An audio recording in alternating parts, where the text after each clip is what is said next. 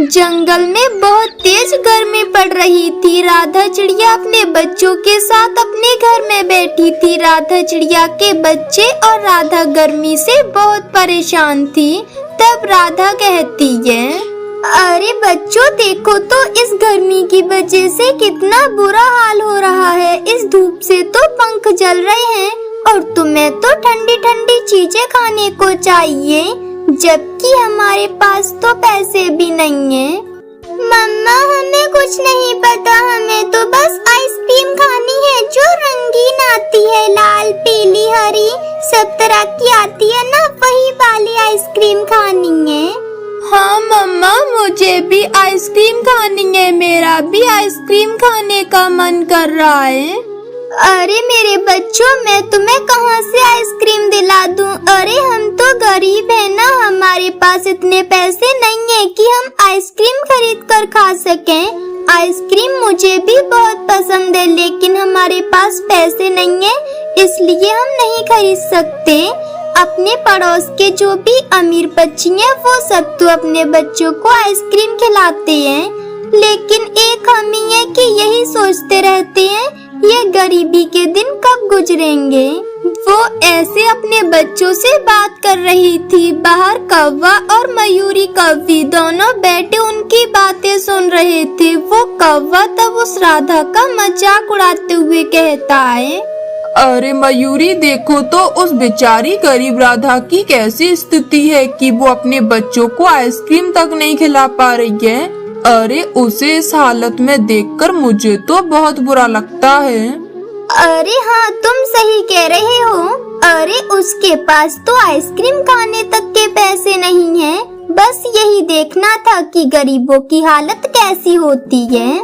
राधा तो अपने घर में बैठी ये सब सुन रही थी। तब वो अपने बच्चों से कहती है, मेरे बच्चों तुम चिंता ना करो, हम ऐसे हार नहीं मानेंगे। चाहे कुछ भी हो जाए मैं कुछ भी करूँगी, पर तुम्हें आइसक्रीम जरूर खिलाऊंगी, भरोसा रखना मुझ पे। इसी तरह एक दिन राधा चिड़िया जंगल में बैठी थी, गर्मी से बेहाल थी। उसके दिमाग में तो बस एक ही ख्याल आ रहा था कि वो अपने बच्चों को आइसक्रीम कैसे खिलाएगी। वो बहुत परेशान थी। वो भगवान से प्रार्थना करती है, हे ऊपर वाले तुम ही कुछ करो, अब मैं बस तुम्हारे ही भरोसे हूँ। मेरे को कोई तो रास्ता दिखाओ कि मैं अपने बच्चों को खुश कर सकूँ। उनके मन में उम्मीद है मैं उन्हें आइसक्रीम खिला सकूँ। मेरी मदद करो भगवान, मेरे पास और कोई उपाय नहीं है, प्लीज मेरी मदद करो। वो राधा चिड़िया बैठी ऐसे कह रही थी कि तभी वहाँ एक जादुई परी आ जाती है और वो उससे कहती है, चिड़िया मैंने तुम्हारी प्रार्थना सुन ली है। मुझे पता है तुम अपने बच्चों को आइसक्रीम खिलाना चाहती हो, है ना? वो राधा तो ये सुनकर डर जाती है और वो डरते हुए कहती है, अरे अरे तुम कौन हो और तुम मेरी प्रार्थना कैसे सुन सकती हो? कौन हो तुम?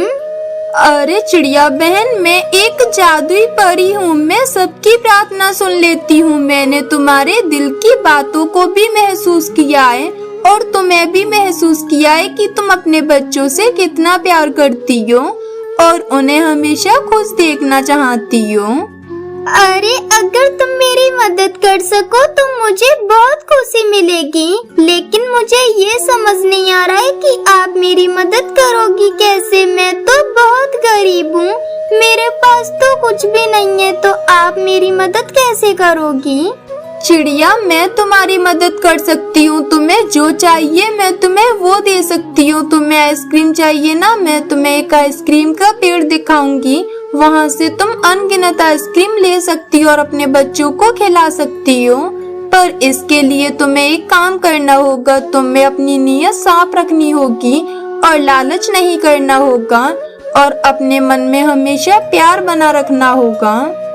अरे क्या सच में परी जी ऐसा हो सकता है? तो फिर ठीक है, मैं आपसे वादा करती हूँ मैं कभी लालच नहीं करूँगी और हमेशा सच्चाई और प्यार के रास्ते पर चलूँगी। बस आप मेरी ये इच्छा पूरी कर दो। ठीक है, तो फिर आओ आप मेरे साथ, मैं तुम्हें उस पेड़ के पास ले चलती हूँ। वो परी तो फिर चिड़िया को उस आइसक्रीम के पेड़ के पास ले आती है। उस पेड़ पर तो बहुत सारी आइसक्रीम लगी हुई थी और रंग बिरंगी आइसक्रीम थी। राधा तो इतनी सारी आइसक्रीम देखकर हैरान हो जाती है और वो कहती है, अरे वाह, इतनी सारी आइसक्रीम! क्या ये सच में जादुई आइसक्रीम का पेड़ है?